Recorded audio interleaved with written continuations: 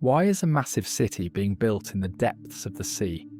How does a dangerous device disappear from the underwater city despite strict security measures? Where did this device go, and why? Listen to the exciting details and join Nate in solving the mystery. The hovercraft glided over the water's surface, sparkling with the sun's rays, while a gentle breeze refreshed the air with the delightful scent of the sea. A girl reached out to playfully touch the water and then turned to the young man sitting next to her, saying in a dreamy voice, "How I love the sea and how its waves enchant me." The young man smiled, busy preparing his fishing nets. "As for me, I feel an inexplicable fear of it," the girl said, furrowing her brows and speaking with a tone of annoyance. "How silly of you. I talked to you about my passion for the sea and its charms, and you talk about your fear of it." The young man laughed and said, "That's how you girls are, you ignore the facts." The girl straightened up and said, pointing her finger at him in a threatening manner, "If I weren't afraid of ruining our trip, I would show you what girls can do." The young man laughed cheerfully and pointed to a few air bubbles appearing on the surface. "Wait, Nate and Ramsey have returned, and I don't want you to punish me in front of them." The girl turned to look at the water's surface, where two faces emerged, each wearing a thick crystal mask. She smiled when one of them lifted his mask and asked, "Are we having fish for lunch today? Or will we meet the same fate as yesterday?" The young man who lifted his mask laughed and said, "No, you will have a delicious meal." They ascended to the surface of the vessel, and one of them turned to the young man, preparing his net, and asked, "Are you still afraid of the sea, dear Mark?" The young man smiled as he cast his net into the water and replied, "Yes, what's your analysis, our doctor?" Ramsey smiled, suppressing a laugh, and said, "Maybe they forced you to take a bath in your childhood. Why is a massive city being built in the depths of the sea? How does a dangerous device disappear from the underwater city despite strict security measures? Where did this device go, and why?" Listen to the exciting details and join Nate in solving the mystery. Everyone burst into laughter, and then they all busied themselves with preparing the fish caught by Nate and Ramsey. These four young people were Nate, the young commander of MI6 Special Scientific Intelligence Division, and his companions, Ramsey, the psychiatrist, Mark, the radiation engineer, and Sarah, the communications and tracking expert. Soon after cleaning the fish, they placed it in the electronic oven. Sarah said, "I would love to thank the man who invented this infrared oven. I would have spent half the day preparing this fish, but with the help of infrared, it will be done in a minute, and even better than before." Mark laughed and said, "I wish they would invent a way to catch fish as quickly as they prepare it." Nate, pointing to the electric net Mark was holding, said, "Isn't this net one of the modern inventions in fishing? It releases a simple electric charge that attracts large fish, and once the poor fish is inside the net, the charge increases, making it ready to become your meal." Ramsey teased, "They must have prevented you from eating fish in your childhood." Then he leaned his head back, laughing to avoid the fish Mark threw at him. Everyone heard Sarah shouting as she pointed to a distant spot on the water's surface. "Look at that aircraft." Everyone turned to where Sarah pointed, and Nate said, "That's not an aircraft, it's a hovercraft, and I believe it's from the Coast Guard." Ramsey observed the hovercraft gliding smoothly on a cushion of air above the water's surface, almost a metre above it. "Despite the long use of these hovercrafts, I still feel admiration every time I see one," he said. Nate, watching the hovercraft approach quickly, added, "It has been in experimental use since 1976, and it hasn't been widely used until a few years ago. It relies on a simple idea of pushing air down like a fan. Because it is not affected by various resistances, such as water resistance or weight, scientists call it a hovercraft." He stopped explaining when the hovercraft stopped next to their boat. An officer with the rank of lieutenant jumped out and, shifting his gaze among them, said, "I have a secret and urgent message for Commander Lawson-Dean." Nate turned to him, saying, "Here I am. What do you have?" The lieutenant saluted Nate, who was only wearing swimwear, then extended his hand to him with a transparent crystal cube with a red metal disc at the bottom, and said, "I apologise for interrupting your vacation, sir, but these are the orders. This message is extremely secret and urgent, and it had to be delivered to you today." Nate took the crystal cube with a look of puzzlement on his face, then inserted his finger into a small opening at the bottom of the cube. Everyone was surprised to see the red disc change to a blue colour, while a thin strip of paper began to emerge from a slot near the opening. The lieutenant explained, "The message is written on this strip with invisible ink. When the disc turned blue, it meant that your fingerprint had been confirmed. This change in the disc's colour releases a chemical that restores the colour of the ink, and the message appears." Nate pulled the strip and, after a moment's thought, said, "Thank you. You may leave." Nate, turning the crystal cube in his hands, replied, "No problem. Are there any other messages?" The lieutenant said, "This is the only one, sir. May I take my leave?" The lieutenant saluted again when Nate nodded in agreement, then jumped back into the hovercraft, which quietly lifted above the water's surface and sped away. Nate turned to his three companions and said apologetically, "Sorry, everyone, but this message, as you heard, is extremely secret. I will go alone to the briefing room." The three nodded in agreement, and he quietly headed to the room. Before entering, he said, "I think lunch is ready, Sarah." Sarah hurried to the electronic oven, and Nate closed the door behind him. He then approached a television set in the corner of the room, placed the crystal cube on it, and pressed the red metal button. Quickly, a three-dimensional image of the Supreme Commander appeared on the television. The image was life-sized, so much so that Nate straightened his posture as if he were standing in front of the Commander himself. He listened as the Commander said, "Hello, Commander Dean. I know I'm interrupting your vacation with a mission that I will assign to you. However, the mission will not take you away from the sea. It will bring you closer to it than you are now." The image changed, and instead a picture of a glass dome appeared at the bottom, resembling a city with its streets and buildings. However, the strange thing about this scene was that water surrounded this dome on all sides, and fish swam freely around it. The holographic image was so clear that Nate instinctively moved as if trying to prevent the water from spilling onto the floor of the room. The voice of the Supreme Commander came from behind the scenes saying, "Do you see this image, Commander? It is a picture of the first city beneath the water, a city for marine research and mining. Some experiments are currently being conducted there to attempt to cultivate crops. The underwater city is located at the bottom of the Mediterranean Sea, and it has only one entrance.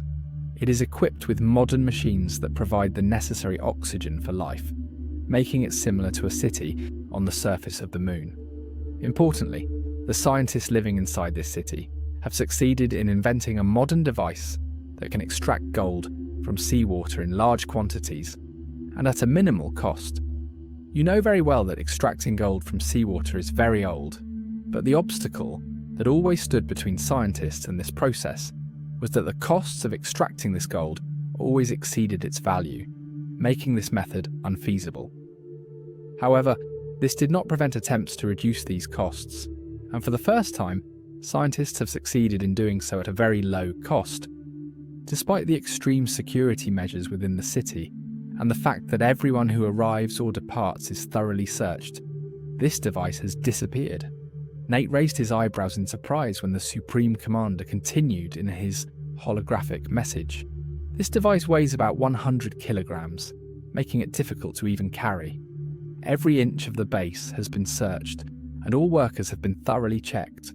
The situation even reached the point of using modified X-rays, yet the search yielded no results. The Supreme Commander paused for a moment, and then said that Major Lucas Yates, who is responsible for security there, would meet them at the base. He is a bit arrogant, so I hope you cooperate with him sincerely to solve this mystery. A special nuclear submarine for scientific research into the depths of the sea will depart from Portsmouth to the underwater city at dawn tomorrow, so your three companions should prepare for that." The image of the Supreme Commander disappeared, and Nate remained silent for a while, thinking about whether Mark would agree to descend to the bottom of the Mediterranean Sea. Would he overcome his mysterious fear of the sea? The plural form used by the Supreme Commander when he ordered him to head to the underwater city indicated his agreement, even his desire for his 3 companions to join him. Then he stood up, took the crystal cube from the television device, turned the red metallic disc around completely, and pulled from the transparent cube, which immediately turned a pale blue. Nate threw it next to the door of the room, and then went out to his companions. The intense curiosity was evident on Sarah's face, which he tried to hide by pretending to be busy setting the table. Mark and Ramsey remained silent. Nate arrived, and the 3 sat quietly before he said, "I believe the vacation is over, my friends. We need to return to Portsmouth now to prepare what we need for our mission." Ramsey whistled and Sarah sighed, saying, "I should have expected that. It's impossible to have a quiet vacation as long as I'm with Commander Dean." Nate smiled and said, "We won't be far from the sea. Our next mission is in its depths." Ramsey quickly turned to Mark and found him silent, with a strange expression on his face about the depths of the sea. The small nuclear research submarine descended into the depths of the Mediterranean Sea, swiftly and smoothly, with 4 people inside, excluding its captain. One of them, Mark, sat silently in a corner. Ramsey looked at him thoughtfully, and then turned to Nate, saying, "It seems that Mark has an old psychological issue that makes him fear the sea to this extent." Sarah, looking at Mark with affection, said, "He was afraid of drowning with you while fishing. He must be very brave to agree to dive with us to the underwater city." Nate replied without looking at Mark, "Perhaps this trip will have positive results that help him overcome this strange fear."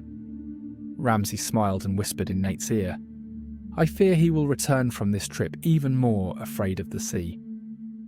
Nate did not share in his jest, but pointed to a distant spot through the thick glass of the submarine, saying, "Here we are." Ramsey turned to the adjacent window, and so did Sarah, while Mark did not leave the corner where he was sitting. The scene was magnificent, more stunning than the holographic image Nate had seen. The city was larger than he had imagined, and the glass dome covered it all, with parts of it illuminated by the little sunlight that seeped into this depth. The nuclear submarine approached the only entrance to the underwater city, which was a massive glass tube with 2 steel doors. The small submarine settled inside the glass tube, and the huge iron door closed behind it. Soon the water rushed out until the glass tube was dry, then a long carpet crawled right in front of the submarine. At this point, the submarine's captain opened its door, and he, along with Commander Dean and his companions, descended. They all walked over the carpet until they reached the other metal door, which quickly opened, revealing a search room. Nate was eager to know how the search was conducted in this room, hoping to find a small gap that the thief could exploit to smuggle the device. However, once the search was completed, Nate felt that he could not smuggle even a fly in or out of the city, which increased his wonder and questions about the disappearance of this device. As soon as everyone left the search room, they found themselves in front of Dr. Fletcher, the director of the underwater city, who welcomed them warmly, saying, "Welcome, heroes. The Supreme Commander informed me that you are the best to solve this mystery." Sarah looked at Dr. Fletcher, wondering how this large body and muscular build belonged to a scientist. How and when did he manage to develop them? Nate responded with a polite remark and then turned to the thin man standing next to Dr. Fletcher, who had been frowning since Dr. Fletcher welcomed Nate and his companions. Dr. Fletcher noticed the exchanged glances between Nate and the thin man, so he patted the latter on the shoulder and said, "I present to you Commander Dean, Major Lucas Yates, the security officer in the city." Nate said warmly, "Hello, sir. It's a pleasure to meet you." The man replied coldly, "Hello," and did not say another word as he led the companions to their rooms and left.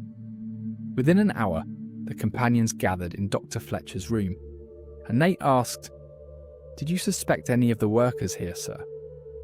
Dr. Fletcher remained silent, thinking, then said, "It's difficult to suspect anyone. What truly concerns me is how a device weighing 100 kilograms could disappear like this without a trace. As you saw for yourself, leaving here is very difficult. No one can even smuggle a mosquito out of the underwater city. Nate nodded in agreement and said, I have experienced this myself, but how do the workers here get their vacations?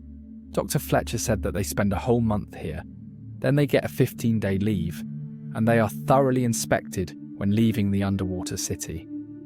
Nate asked, Do you suspect any of the scientists here? Dr. Fletcher replied, astonished, No, that's impossible. Mark then asked him, Where was the device, sir, before it disappeared? Dr. Fletcher said immediately, In the testing room on the lower level of the city. Nate prepared to stand up, saying, Do you think your time allows you to accompany me there, sir? Dr. Fletcher nodded in agreement and then smiled at Sarah, Mark and Ramsey. Before leaving the room with Commander Dean, they headed together to a glass tube standing upright in the corridor where the room was located. Dr. Fletcher entered the tube and Nate followed him. As soon as they closed the door of the glass tube, Dr. Fletcher raised his head and said, Down, please. The glass tube obediently descended, and Dr. Fletcher looked at the astonished expression on Nate's face and smiled, saying, These are the miracles of modern science, my friend. This glass elevator is equipped with a computer designed to respond to voice commands. It's a very simple computer that receives sound waves, analyzes them, and then compares them to the program inside it before obeying the command. So, if you asked it to go to the 3rd floor, for example, it would find that its program is set to head to that specific floor upon receiving the same tone. There are advanced types that only respond to specific voice tones, and this type is used in private safes.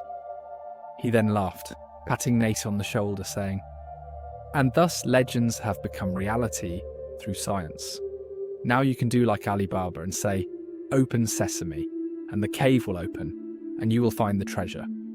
All thanks to science alone, my friend. He smiled and observed Nate's features, saying, Don't worry, we have arrived at the lower level. As soon as Nate stepped out of the elevator, he stopped and looked at the ground he was standing on.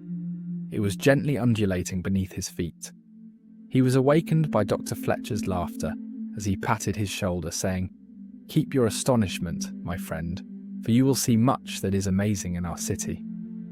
This is what we call moving streets, which save a lot of time, effort, and the material from which these streets are made is a new substance characterized by its rigidity in the vertical axis and flexibility in the horizontal axis. Well, let's set that aside until we reach the testing room. The path moved forward, and Dr. Fletcher explained to Nate that this level includes the testing room, as well as the operation room that supplies us with oxygen, the defense room, and the monitoring room, and we will see these rooms together. The path stopped in front of a large room, and Dr. Fletcher said as he entered, Come in, Commander, this is the testing room. The room was filled with a large number of complex scientific devices that Nate had no idea how to use. Dr. Fletcher approached an empty table and said, Here was the device, which resembled a rectangular prism made up of 3 cubic parts. I won't delve into complex scientific terminology. The important thing is that this device disappeared while everyone was in the dining room on the level above. Nate asked with interest, Do all the workers here go to the dining room at the same time? Dr. Fletcher replied, Of course not. There must be those responsible for supplying the city with oxygen, as well as the monitors and defense personnel. Nate said, So this level is always full of workers? Dr. Fletcher confirmed, Of course. Nate looked around and said, But where are they now? I don't see any of them. Dr. Fletcher smiled and said, They are in their positions, of course. Come, let me introduce you to them. Dr. Fletcher first took him to the operation room, where 3 workers were present. Dr. Fletcher introduced Nate, saying, This is Fraser, the first person responsible for supplying us with air in the underwater city. Look at his physique. His colleagues call him Hercules because of his immense strength. Fraser smiled and nodded his head in greeting to Nate, who was astonished as he observed the tall, muscular man with a completely bald head. Nate then turned to the second man, who was a thin young man with sharp features. Dr. Fletcher pointed to him and said, "This is Stanley, who is responsible for the computer that organises the supply process to ensure that the atmosphere inside the city resembles that above the surface, except for storms, clouds and rain, of course." He then pointed to the third man, who was short and stocky, saying, "And our friend here is Khalil, who is responsible for balancing the pressure inside the city so that the water pressure does not crush the outer dome." Nate left with Dr. Fletcher after exchanging greetings with the three men and headed together to the defence room. On the way, Nate asked him, "Has Fraser been working here for a long time?" Dr. Fletcher, observing Nate, replied, "He has only been here for 4 months." "Do you suspect him?" Nate thought for a moment and said, "I suspect everyone until the matter is clarified, sir." Dr. Fletcher didn't have enough time to discuss that, as the path stopped in front of the defence room, and they entered together. Inside were two men who greeted Dr. Fletcher warmly, and he introduced them to Commander Dean. He then presented the first man, who was a young man of average build, saying, "This is Engineer Mortimer, responsible for launching the defensive atomic supplies in case of any attack." Nate asked Engineer Mortimer, "Is an attack on the city expected?" Engineer Mortimer replied, "It is known that scientific advancement has become the measure of the progress of nations in the modern era, and thus countries have sought to hinder scientific progress in competing nations. Therefore, there is always a possibility of an attempt to attack us." At this point, the second man said, "Just like what happened the day before yesterday." Nate turned to him in surprise, and Dr. Fletcher laughed, pointing to the second man, saying, "Let me introduce you to Engineer Mitchell, who is responsible for the computer that organises the defence process for the underwater city." Nate observed the tall, very thin young man and commented on his last statement. "Did an attack happen on the city the day before yesterday?" Engineer Mortimer smiled and said, "No, it was just a suspicion of an attack, which happens often when the monitoring personnel spot a large fish, for example, that resembles modern nuclear submarines. In this case, we deal with it immediately, as if it were an attack." "Until proven otherwise," said Nate. "Doesn't this cost you a lot?" Engineer Mitchell shrugged his shoulders nonchalantly and replied, "Not at all. Supplies often get cut off without exploding, and despite that, we must handle things this way. Otherwise, we might be attacked by nuclear submarines in the form of huge fish." Nate nodded his head in understanding and waved goodbye to the two men as he left the room with Dr. Fletcher to the monitoring room. There, they met two of the workers, and Dr. Fletcher introduced them. "This is Engineer Arnold, an expert in monitoring in the city." Nate shook hands with him while observing. He was a large, broad-shouldered young man.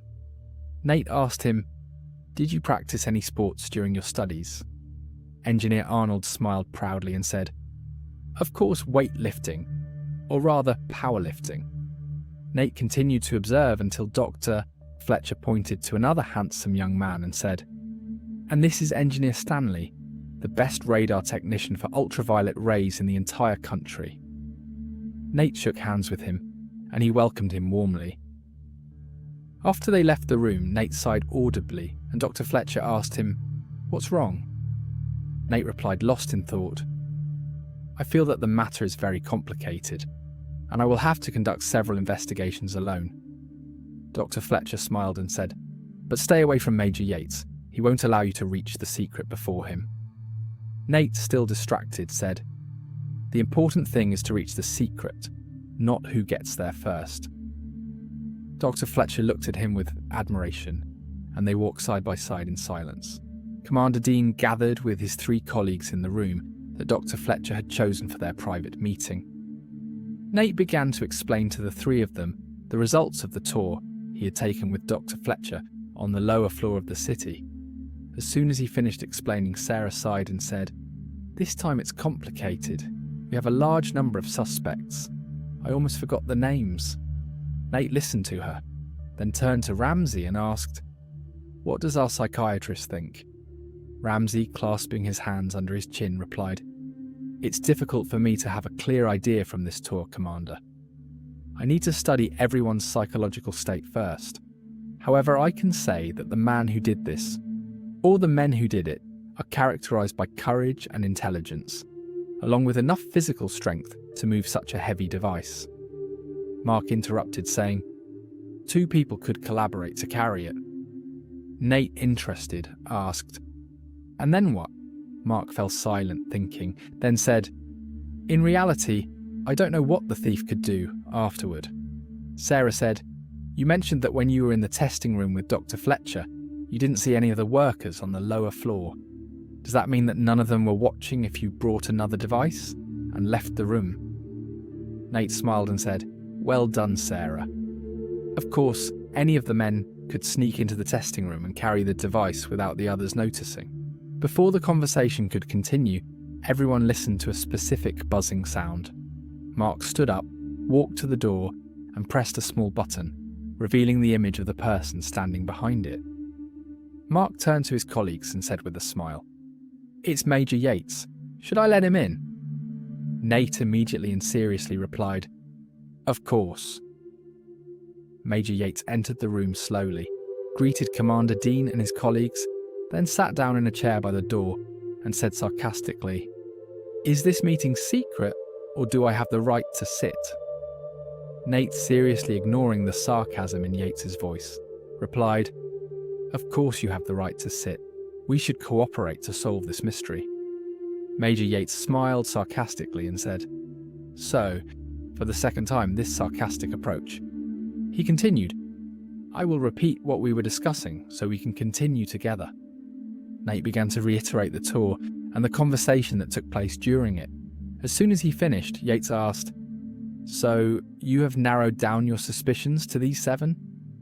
Nate nodded in agreement. Yates smiled sarcastically and said, "The Supreme Commander of MI6's Special Scientific Intelligence Division ordered me to cooperate with you. Otherwise, I wouldn't have told you what I know." Everyone turned to him closely and he added, "You should add Dr. Fletcher himself to your list of suspects." Everyone exchanged looks of astonishment, and silence fell until Nate directed his speech to Yates, asking, "What made you add him to your list?" Major Yates smiled arrogantly and said, "Because the first and only time Dr. Fletcher missed lunch in the dining hall was on the day the device disappeared." The justification was strong enough that everyone fell silent and exchanged glances. Major Yates stood up, preparing to leave the room, saying, "It's impossible for me to compete with you. Here I've given you important information. Let's see who reaches the solution first." He left the room laughing. As soon as he closed the door behind him, Sarah said, with a look of displeasure on her face, "What a man he is." Ramsey calmly replied, "What Major Yates is doing is very logical if we discuss it from a psychological perspective. He has been responsible for security in the underwater city since its establishment, and it is psychologically painful for him to fail to solve a mystery he faces. Moreover, sending a commander of a lower rank than him with a civilian team to find a solution to this mystery gives him a sense of injustice, and I believe he will try hard to solve the mystery before we do." Nate, after a moment of thought, said, "I'm afraid that his haste will lead him to make mistakes." Ramsey replied, "That's usually what happens, and it's better for us to try to avoid the competition that Major Yates is pushing us into. We will proceed as we usually do." Nate smiled and said, "I'm glad to hear that. We need to talk to everyone we can from the base. I want to verify Dr. Fletcher's story. Did he really not attend lunch on that particular day? And why? As for you, dear Ramsey, you will identify the 7 men on the lower floor and try to study them psychologically. After lunch, each of you should tell me what you found out." Ramsey left, followed by Sarah, leaving Mark alone with Nate. Nate sensed Mark's hesitation and asked, "I believe you want to discuss something with me, dear Mark." Mark hesitated for a moment, then said, "Yes, I want to say that..." Nate said calmly, "All right, speak, Mark. There's no need to hesitate."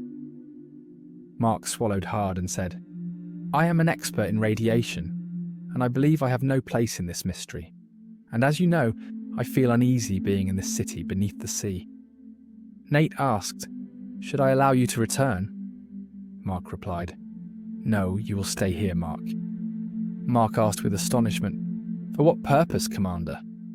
Nate replied as he stood up from his seat, "Because this device is used to extract gold from seawater.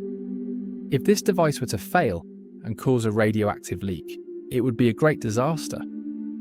Mark said, "But I investigated the matter, and there is no radioactive leak." Nate said, "Are you sure of that? Have you inspected the lower level?" Mark said, "No, I haven't." Nate replied calmly, "Well then, go down to the lower level and examine it.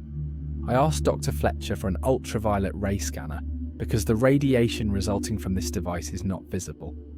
Use it." Mark took the small scanner from Nate and, after a moment of thought, said, "Well, I will do as you say, Commander."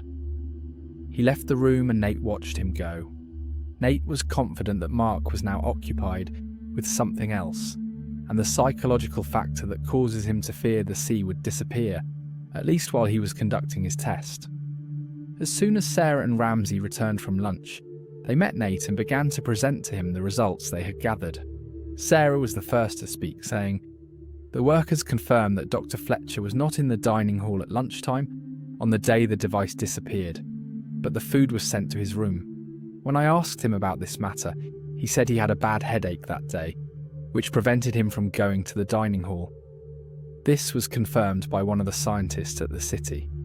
Nate remained silent for a moment before asking Sarah, "Is it possible for any worker to take food from the dining hall to someone's room?" Sarah replied, "Of course, that is completely possible. It is not even necessary for the person to be sick or something like that." Nate nodded and said, "What about you, Ramsey?" Ramsey replied, "I have finished studying the psychological reports of most of the men on the lower level of the city, and I believe some of them are incapable of committing such an act, given their personal characteristics." Nate asked with interest, "Who are they?" Ramsey opened the paper on which he had written notes and said, "Engineer Arnold, Engineer Stanley and Fraser."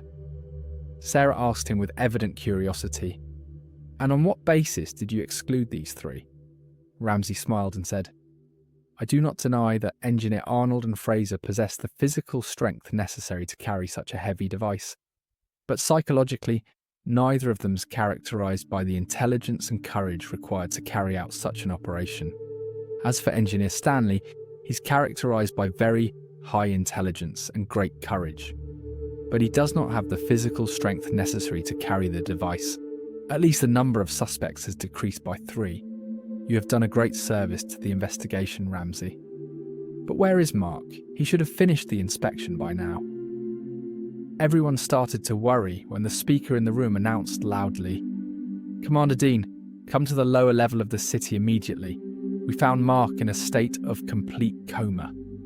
Nate rushed out of the room, followed by Sarah and Ramsey, and they all headed down to the lower level of the city. There they found Mark lying on the floor in the testing room, and around him stood Dr. Fletcher and Major Yates, along with a number of scientists and workers. Nate knelt beside Mark and asked, "What happened?" Major Yates replied, "We found him in this state, unconscious." Ramsey examined Mark and said, "He's been drugged with some kind of strong sedative. He needs to be taken to his room immediately." A few workers carried Mark to his room, with Ramsey accompanying them. Nate stood in the testing room, deep in thought. He looked around carefully, trying to understand what had happened. He noticed the ultraviolet scanner lying on the floor next to where Mark had been found. He picked it up and examined it. Sarah approached him and asked, "What do you think happened, Commander?" Nate replied, "I don't know yet, but Mark must have discovered something important. Someone wanted to silence him before he could tell us what he found." When Ramsey came out of Mark's room, everyone was waiting for him. Sarah asked eagerly, "How is he? Is he okay?" Ramsey nodded and said, "Yes, but he is suffering from severe shock. I gave him some sedatives and he will be fine soon." Nate felt disgusted every time he saw something that indicated violence or destruction, and he said sharply, "Woe to this criminal from me." Dr. Fletcher patted him on the shoulder, calming him down, and said, Woe to him from all of us, my friend. Nate turned to Ramsey and asked, "Did he tell you anything, Ramsey?" Ramsey shook his head in denial and said, "He can't talk right now. Maybe after he wakes up." Nate struck his right fist with his left hand and said, "He must have uncovered something important. A crucial clue." "Oh, if only he could tell me," Major Yates said with a tone that couldn't hide a hint of sarcasm despite the tense situation. This is what always happens when using amateurs. Everyone glared at him in anger, and Nate said coldly, "You have turned the case into a conflict between us, Major, and I will not allow that." Major Yates furrowed his brows and said angrily, "Have you forgotten your rank, Commander? Do you dare to challenge me?" Nate replied firmly, "I report directly to the Supreme Commander, Major, and he chose me because he knows I am the person he needs for this mission, regardless of my rank. If you have an objection to that, you can send your complaint directly to him." Major Yates's face flushed, and anger was evident in his features as he left the room in silence. Nate turned to Sarah and said calmly, "I have a task that requires an expert in communications and tracking." Sarah smiled and said, "At your service, Commander." An hour after this conversation, Nate was descending to the lower floor and heading to the supply room. There he met Stanley, who was responsible for organising the city's supplies. Stanley greeted Nate indifferently and asked, "Do you remember who was working here on the day the device disappeared?" Stanley pretended to be busy with imaginary work and replied, "I and Fraser." Nate continued his questions, saying, "Did either of you leave the room alone?" Stanley answered briefly, "Both of us." Nate asked calmly, "Did your colleague stay away for a long time?" A voice from behind him said, "And why don't you direct your question to my colleague personally?" Nate turned to the source of the voice and saw Fraser standing at the door, arms crossed. Nate asked coldly, "Well, did you stay away for a long time?" Fraser smiled and said, "Not long enough to steal the device, Commander." His eyes spoke of defiance. Nate stood up and walked past Fraser towards the exit, but Fraser stopped him and said, "Where are you going, Commander?" Nate looked into Fraser's eyes and replied, "I have no need to stay. I have gotten the answer I need." He rushed out and bumped into a man who almost fell from the surprise. The man smiled when he recognised Nate and said, "Hello, Commander." Mark asked with astonishment, "For what purpose, Commander?" Nate replied as he stood up from his seat, "Because this device is used to extract gold from seawater. If this device were to fail and cause a radioactive leak, it would be a great disaster." Mark said, "But I investigated the matter and there is no radioactive leak." Nate said, "Are you sure of that? Have you inspected the lower level?" Mark said, "No, I haven't." Nate replied calmly, "Well then, go down to the lower level and examine it. I asked Dr. Fletcher for an ultraviolet ray scanner because the radiation resulting from this device is not visible. Use it." Mark took the small scanner from Nate and, after a moment of thought, said, "Well, I will do as you say, Commander." He left the room and Nate watched him go. Nate was confident that Mark was now occupied with something else, and the psychological factor that causes him to fear the sea would disappear, at least while he was conducting his test. "Are you still continuing?" asked Nate with a similar smile. "I was going to visit you, dear Engineer Mortimer." Engineer Mortimer clarified, placing his hand on Nate's shoulder. "Hello, I was going to hand in my report to Engineer Mitchell." They both entered the defence room, where Engineer Mitchell greeted them. Nate then sat down and asked the Mortimer, "You were alone here on the day the device disappeared, right?" Mortimer simply replied, "Yes, I was inspecting the nuclear supplies." Nate asked him, "Is it your habit to inspect them?" Mortimer smiled and said, "Of course, they are inspected regularly every 5 days to ensure their validity." Nate calmly asked, "Did you ever leave the room that day?" Mortimer, sitting in a nearby chair, said, "It's difficult to leave the defence room. It's a vital centre. I can only leave when Engineer Mitchell arrives to take my report." Nate turned to Mitchell and asked, "Do you think the computer can handle defence without needing you both?" Mitchell raised an eyebrow and said, "To a limited extent, of course." Nate asked with interest, "What do you mean by 'to a limited extent'?" Mitchell replied, "The human element is necessary for distinction. The computer has helped reduce the number of personnel in the defense field to just 2, but that doesn't negate the importance of having human presence. Otherwise, it would target any moving object." Nate asked one last question. "Did you arrive exactly on time for your shift?" Mortimer laughed and said he always arrives on time. No force on earth could make him come before his scheduled time, even by a minute. Nate smiled at Mortimer's response, then took his leave and exited the room, heading to the observation room. Before entering, he saw Major Yates coming out, and they exchanged silent glances before the Major smiled that sarcastic smile and headed to the glass elevator. Nate watched him until he ascended in the glass tube, then entered the observation room. Engineer Stanley was about to put on his special jacket, and Engineer Arnold was sitting at a table in the middle of the room, burying his face in his hands. Nate greeted them, and Arnold quickly raised his face, which was flushed, but he managed to smile as he returned Nate's greeting. Nate sat next to him and asked, "Did the Major bother you with his questioning?" Engineer Arnold hesitated before saying, "Yes, I hope you are not coming for another interrogation." Nate smiled without answering and turned to Engineer Stanley, asking, "You were on break when the device was stolen, right?" Stanley stared at him and asked, "What do you mean?" Nate calmly replied, "I mean Engineer Arnold was here alone." Stanley looked at Arnold, then back at Nate, and hesitation was clearly visible on his face, until Nate surprised him with the question, "Did you find Engineer Arnold here when you came to take over his shift?"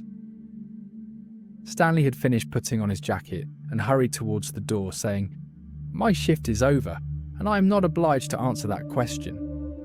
Nate stood up, firmly grasped Stanley's arm, and said resolutely, "You are obliged to answer, Engineer, or I will compel you to answer in front of the court." Stanley paused, hesitating, then looked at Arnold, who said, "Okay, I wasn't here when Stanley arrived that day, but I swear to you." Nate interrupted, "Where were you then?" Arnold said after a moment of hesitation, "In the restroom." Nate stared into his eyes and silence fell. Then he released Stanley's arm and said, "You are not supposed to leave the observation room at all. I will take action against you for that." He then left the room without giving either of them a chance to speak. In the corridor, he found Major Yates. Nate was taken aback by the surprise and asked, "Did you not leave the floor?" The Major smiled and said, "It's easy to deceive you, Commander. I went up one floor and then returned. I had to listen to your conversation with Engineer Arnold. It was very informative." Nate said angrily, "I can't tolerate this twisted approach." The Major, with a smile still on his lips, replied, "No one asked you to tolerate it, Commander." Nate, trying to end this conflict, said, "Why don't we cooperate to reach an acceptable solution to this mystery?" The Major smirked and said, "Why, I have almost reached the solution, and I have the evidence." He then turned and left the corridor via the glass elevator. Nate felt annoyed and shook his head in disbelief before leaving the floor himself. When he reached the meeting room for his team, he saw Sarah working on a precise device, while Ramsey was sitting in front of a small computer. He turned to greet them and asked Sarah, "Have you finished the device I requested?" Sarah replied without lifting her eyes from the device, "It's almost done," then sighed and asked, "Why don't you tell me what it's for, Commander?" Nate smiled, knowing well that curiosity was eating at her, but he didn't answer her. Instead, he turned to Ramsey and asked, "Have you finished the psychological reports, Doctor?" Ramsey, showing clear fatigue on his face and in his tone, replied, "It's a tough task, Commander. There are about 3,000 men working here. It's not easy to study all these reports." Nate waved his hand dismissively and said, "Forget about them. I want you to study the psychological reports of the 7 workers on the lower level only, in addition to Dr. Fletcher's report and Major Yates's." Then he lowered his voice and asked, "How is Mark today?" Ramsey said sadly, "He is still mute and lost in his thoughts." but he will improve very soon, God willing." Nate shook his head in pity and said, "Poor guy, he asked to leave, but I forced him to stay here." He then turned to Ramsey and said, "We will take care of him, Ramsey." Dr. Fletcher was silently observing Commander Dean, trying to discern what thoughts were running through his mind, then calmly asked, "So you want a small nuclear submarine? Can I know the reason, or is that one of your secrets?" Nate, feeling embarrassed, replied, "I hope you won't insist on that, sir." Dr. Fletcher, annoyed, asked, "When exactly do you need it?" Nate answered politely, "Perhaps tomorrow, sir." Dr. Fletcher slammed his fist on the desk in anger and said, "Perhaps tomorrow? Don't you know, Commander, that the underwater city operates according to a precise plan, and that all the submarines here are always busy with different tasks? Do you think we can just provide a nuclear submarine whenever you want?" Nate calmly replied, "You have 7 reserve submarines, sir." Dr. Fletcher suddenly fell silent and glared at Nate in anger, then said, "Fine, there will be a small nuclear submarine waiting for you tomorrow morning." Nate thanked him and asked for permission to leave. Before he exited the room, he said, "It seems that the speed of secrets has become a norm in this city." Dr. Fletcher smiled as Nate closed the door behind him and headed straight to the room designated for the team. When he entered the room, he asked Ramsey, "Where is Sarah?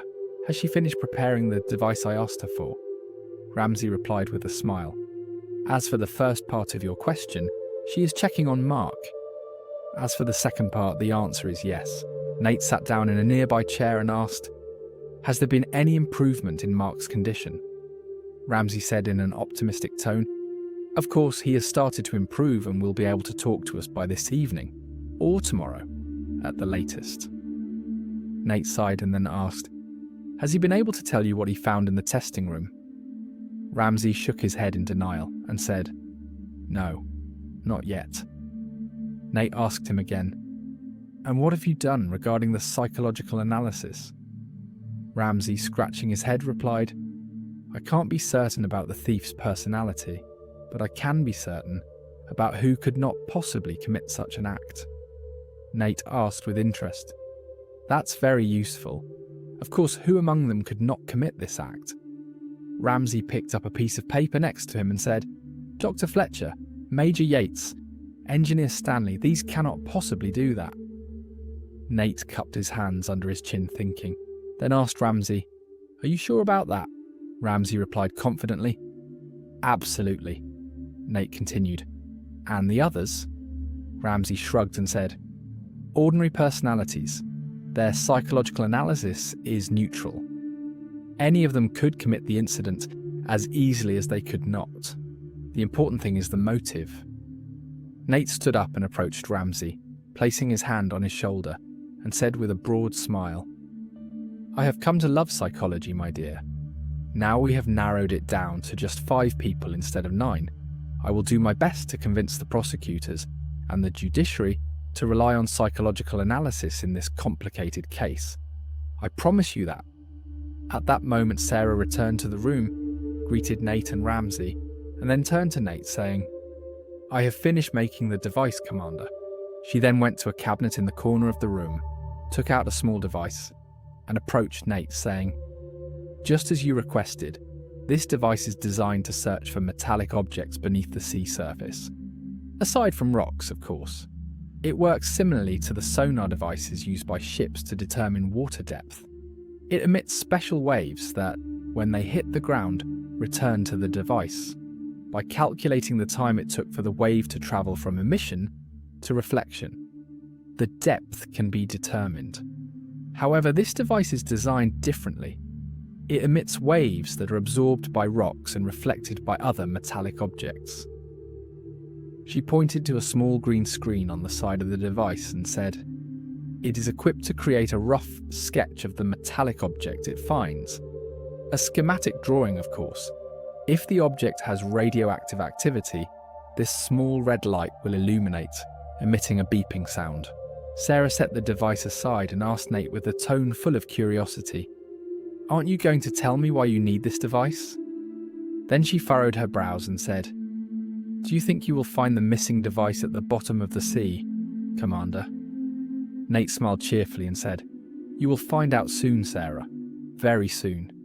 He then turned to Ramsey and said, "Join me tomorrow for a sea trip as we usually do." Early in the morning, the nuclear submarine was waiting for Nate and his companion, and it quickly took them into the depths of the sea. Nate began preparing the device for operation when Ramsey asked him, "Do you really think you will find the device in the sea, Commander?" Nate smiled and said, "I am looking for a large cylindrical object that weighs more than 200 kilograms, my dear Ramsey." Ramsey raised his eyebrows in surprise and asked, "What does that mean?" Nate, watching the device with interest, replied, "Everything will become clear soon, my dear. You just need to be patient." At that moment, Sarah was in the underwater city, thinking about why Nate refused to tell her the purpose of the device. Perhaps he thinks the device is at the bottom of the sea. She understood that he feared his theory might be incorrect, and that's why he kept it a secret, so we wouldn't mock him if he failed. But that's not Nate's nature. He must have a reason. She snapped out of her thoughts when she bumped into a young man walking quickly. The young man apologized and then said warmly, "You are Engineer Sarah from Commander Dean's team, right?" Sarah smiled when she recognized him and said, "Yes, and you are Engineer Mortimer." Mortimer laughed and said, "I never imagined my fame had reached the mainland." Sarah asked him, "Where are you going?" Mortimer replied with a smile, "To get a leave of absence." He wished her good luck, and before leaving he asked her with interest, "How is your injured companion?" Sarah smiled and said optimistically, "He will improve, God willing." "Thank you for asking." And Mortimer left after greeting her. She then headed to Dr. Fletcher's room. Before knocking on the door, she heard a conversation between the doctor and Major Yates. It was not polite to eavesdrop on a conversation that did not concern her, but one word caught her attention: Nate's name. She listened to the rest of the conversation. The Major was asking, "Who among them is good at diving?" Dr. Fletcher replied after some thought, "Fraser was one of the divers, and Engineer Mitchell is also skilled.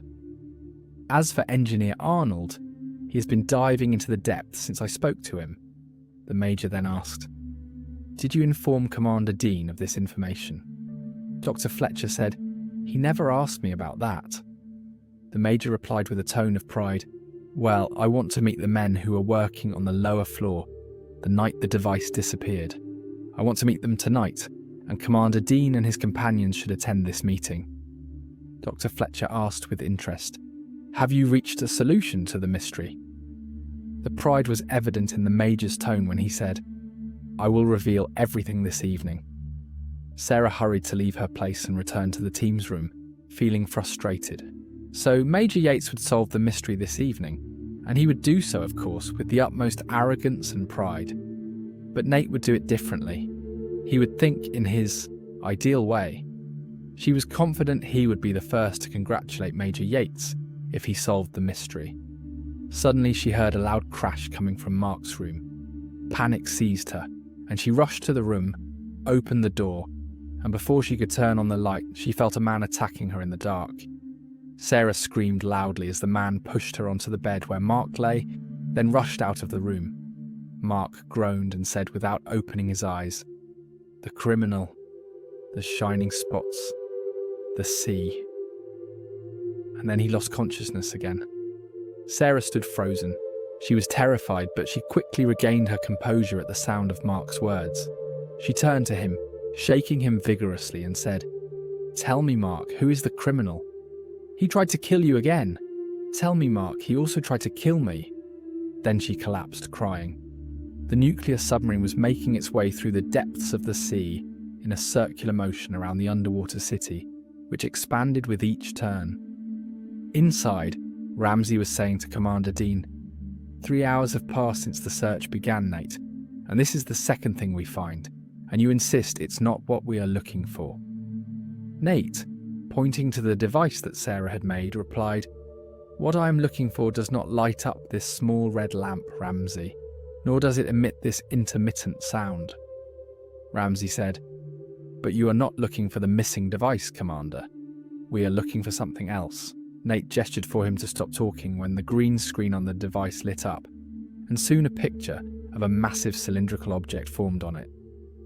Nate watched the lamp, but it did not light up this time, nor did it emit the intermittent sound. Nate shouted triumphantly, "This is what we are looking for. Ask the submarine's captain to determine the coordinates of this location, and then take us back to the underwater city. I will call for a meeting this evening." When Nate and Ramsey returned to the underwater city, they found Sarah waiting for them, and worry was clearly visible on her face. Nate asked her with similar concern, "Sarah, what happened?" A tear fell from Sarah's eye as she said, "The criminal tried to get rid of Mark again." Ramsey asked her eagerly, "What did he do?" Sarah, drying her tears with her hands, replied, "I entered the room before he could do anything. The room was dark, so I couldn't make out his features, but he pushed me and ran away. Mark said..." Nate interrupted her, astonished. "Mark spoke?" Sarah shook her head in denial and said, "He only said 3 words before he lost consciousness again." Nate's voice was filled with urgency as he asked her, "What did he say? What did he say exactly?" Sarah mumbled in a trembling voice, "The criminal, the spot, the sea." Nate raised his head thinking, then said, "This aligns with my expectations." He looked at Sarah and said, "I will call for a meeting this evening with Dr. Fletcher, Major Yates, and the 4 men who were working on the day the device disappeared." Sarah raised her head in surprise and said, "But Major Yates asked Dr. Fletcher for the same thing." Nate asked her with interest, "What do you mean?"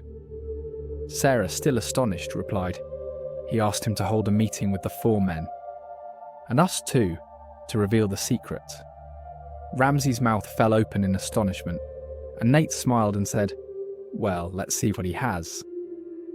That same evening, in a small hall on the 2nd floor of the underwater city, Nate, Ramsey and Sarah sat in the front seats, while Fraser, Stanley, Engineer Mortimer, and Engineer Arnold sat behind them. The 4 men were very tense, wondering why the rest of the workers from the lower floor had not been called. Dr. Fletcher entered the hall, accompanied by Major Yates, who stood in front of the seated group, looking at them with a confident smile. He then cast a mocking glance at Nate and his companions. Sarah leaned over to Nate's ear and said, "Won't you tell me what you know so I can calm my nerves? This man is making me anxious with his manner." Nate smiled as he whispered back, "Just be patient, my dear. Let's listen to him." Dr. Fletcher began the meeting by saying, "Welcome, everyone. Major Yates has asked me to invite you all to this meeting, as he is confident he has solved the mystery of the device's disappearance. I will leave the floor to him." Major Yates appeared proud and confident, and a mocking look appeared in his eyes as he glanced at Nate, Ramsey and Sarah. He then cleared his throat and began speaking, saying, "Despite the apparent mystery surrounding this incident, it is clear to anyone with even a little analytical ability. The matter is limited to the disappearance of a device weighing 100 kilograms from a room that is always open on the lower floor, and its removal by one means or another from the city without passing through a monitoring point. Here we have 2 puzzles. How can a device of this weight be carried, and how can it be removed?" It was clear that the thief was one of the workers on the lower floor, as they were the ones most capable of moving freely in that area. Therefore, I divided the puzzle into 2 parts. First, carrying the device. I confirmed that there were only 4 workers on that day: Fraser, Stanley, Engineer Mortimer, and Engineer Arnold. After confirming that the others were in the dining room at the same time, I had to look for who could carry the device. There were 2 who had the physical strength to do so: Fraser and Engineer Arnold. The first was known among his colleagues as Hercules for his extraordinary strength, while the other was a champion in weightlifting. Engineer Arnold's face flushed and Fraser smiled mockingly. Major Yates continued, "Secondly, I had to think about how the device was removed. The only exit from the city, aside from the main exit, is the diving room used by the divers. Since both of them are skilled in diving and swimming underwater, I had to consider which one had enough time to carry the device transport it to the diving room, swim it to a distant location, and return without anyone noticing their absence. Since Fraser was working that night with Stanley, it would have been difficult for him to be absent for that long without raising suspicion in Stanley's mind. Thus, it became clear that the criminal is... Everyone turned to where Major Yates pointed at Engineer Arnold, who stood trembling, fear clearly visible on his face. He weakly shouted, "It's not me!" "I swear," Major Yates yelled, pointing at him, "I am arresting you on charges of stealing a scientific device and smuggling it out of the underwater city." Engineer Arnold collapsed into his seat, unable to support himself, muttering in fear, "It's not me! I swear to you all." Major Yates raised his head proudly and turned to look at Nate with a smirk, to which Nate replied calmly, surprising Sarah and Ramsey. "Excellent analysis, Major. Congratulations on solving the mystery." Sarah looked at Nate in astonishment when she heard Major Yates reach a solution before him and followed angrily as he walked steadily to arrest Engineer Arnold. Nate then said in the same calm voice, "But this analysis is missing a lot, Major." Major Yates suddenly stopped and turned sharply to Nate, saying, "Do you have a more logical analysis?" Nate smiled and replied calmly, "Of course." Engineer Arnold raised his head in astonishment as hope revived in his heart. Nate continued, saying, "You have built your conclusion on several incorrect points, which naturally leads you to an incorrect result. As a team, we work in a different way." Major Yates smiled sarcastically and said, "And what is this method?" Nate ignored the sarcastic remark and continued, "We work using a scientific method that does not rely solely on conclusions but verifies them through results and research. In this particular puzzle, we should have worked in reverse. I did not look for who could have done this. Rather, I first searched for how the device could have been taken out of the city. You assume the device left the city 3 days ago. I found that the device remained here in the city for 3 days." "Correct," Major Yates said triumphantly. "We searched the base inch by inch and found no trace of it." Nate smiled and said, "Wrong. I told you we work scientifically, and I would not accuse an innocent person without having all the evidence in my hands." Major Yates fell silent upon hearing this last statement, and Nate continued, "You built your conclusion on the assumption that the only exit from the city, aside from the main exit, is the diving room. However, I disagree with you. I also disagree with you that the man who carried the device needs to have strong muscles to do so. I disagree again that he must be skilled in diving. Moreover, carrying a device weighing 100 kilograms and swimming with it underwater at that depth is impossible because the water pressure from above will significantly increase the weight of the device, making it impossible to swim with such a heavy load unless we have sufficient thrust to push the device despite its weight over a long distance. This thrust is only available in the lower layer." Then he shouted, pointing to a man trying to escape, "Stop the criminal!" Fraser jumped from his seat and rushed after the man, quickly grabbing him by the neck and forcibly bringing him back into the room, saying sarcastically, "So it's you, Engineer Mortimer. What a loss! Are you protecting the city or stealing from it?" Major Yates stood stunned, his face showing profound shock. The man's attempt to escape was a clear admission of his guilt, and another acknowledgement of the line of reasoning that had been drawn. Nevertheless, he said in a hoarse voice, "How did you come to that conclusion?" Nate smiled amidst the astonishment that the others had not yet recovered from, and said, "All the evidence pointed to him. Who else could have taken the device and moved it far enough away to dive and retrieve it after things calmed down? Engineer Mortimer, of course." Major Yates sat down, burying his face in his hands in silence, and Nate continued, "He planned everything very carefully. On the day he was alone in the defense room, confident in the arrival of Engineer Mitchell, who always arrives exactly on time, he dismantled one of the nuclear warheads and emptied the explosive charge into a lead box to prevent radioactive leakage. Then he waited for a moment when the corridor was clear and headed to the testing room. Dr. Fletcher told me that the device consists of 3 cubes.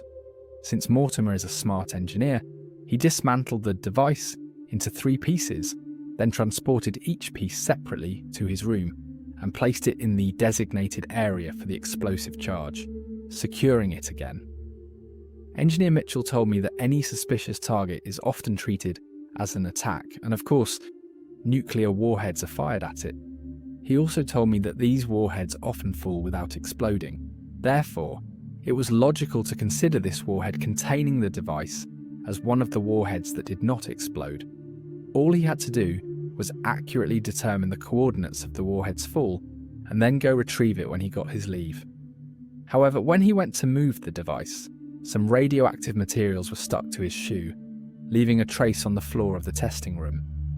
When our colleague Mark went to inspect the room with ultraviolet rays, the radioactive materials glowed when the rays fell on them, and Mark immediately noticed the nature of this glowing spot. His mind had to turn to the only person working with radioactive materials in the lower layer, and that person was none other than Engineer Mortimer. Nate paused for a moment, and silence filled the room until he continued. But this scoundrel tried to get rid of Mark by putting him in the diving room. Since Mark has a psychological fear of the sea, he was so stunned that he lost his ability to speak, despite his efforts. However, he succeeded today in telling us about the glowing spot. The criminal tried to get rid of him again today, when Sarah told him that Mark was recovering, had it not been for the intervention of our dear colleague. Nate cast a look of appreciation at Sarah, who lowered her face in embarrassment. He smiled and continued, "Since we work scientifically, the only way to prove this matter was to find the warhead lying intact at the bottom of the sea and not containing any radioactive materials. We succeeded with the help of a device made by our brilliant colleague in locating the warhead that serves as the evidence of the accusation." Sarah returned to lower her face, which had turned red with embarrassment, and Major Yates stood up and walked slowly toward Engineer Mortimer, who stood with his head bowed in shame. He said, placing his hand on his shoulder, "You criminal, I am arresting you on charges of stealing scientific knowledge from the underwater city and smuggling it outside." In conclusion, Mark asked Nate with interest, "What drove Engineer Mortimer to steal the device?" Nate replied, taking a piece of fish that Sarah had prepared. "The lure of gold, my friend, blinds weak consciences in all ages. The knowledge of how to extract gold cheaply from seawater would make him one of the richest people in the world. This is how his sick mind portrayed it." Sarah said, "No, it was greed that destroyed him." Mark took Nate's hand and said gratefully, "You saved my life, Commander. How can I thank you?" Nate's face flushed with embarrassment, and he said, "Don't mention it. Thank Ramsey instead. He saved your mind." Mark turned to Ramsey and said with a smile, "Thank you indeed. You treated me for my condition, and most importantly, you saved me from my fear of the sea. You are a genius, dear psychiatrist." Ramsey smiled and said, squeezing Mark's hand, "It was a simple matter, my dear. There's a saying, if you know the reason, the wonder ceases, and this applies perfectly to psychiatry. I had to get to the root of the reason that caused your fear of the sea. Your father told me about it. Your older brother, may he rest in peace, drowned before your eyes when you were in your first year. You found yourself unable to do anything but scream and cry. This scene became imprinted in your subconscious, and your conscious mind refused to remember it. However, this did not prevent it from being stored in your subconscious, which always acted as a barrier that prevented you from diving into the sea or even swimming. I had to convince you that you wouldn't have been able to help your brother, as you were still learning to walk, let alone swim and save someone from drowning," Sarah said as she served Mark a plate of fish. "Ramsey always speaks in complicated phrases and often makes you think too much when you should just be enjoying the meal." "Atii," everyone laughed, and Nate directed his words to Ramsey, reminding him not to forget that he was tasked with teaching Mark how to swim and rescue operations starting the next morning. Ramsey laughed and playfully exclaimed, "It was my mistake to cure him of his fear just so I could teach him swimming and diving." Everyone laughed, and Nate turned to Sarah and said, You will finally enjoy a lovely vacation with me, my dear Sarah, without any troubles." She raised her eyebrows and smiled knowingly, saying, "Who knows what will happen next?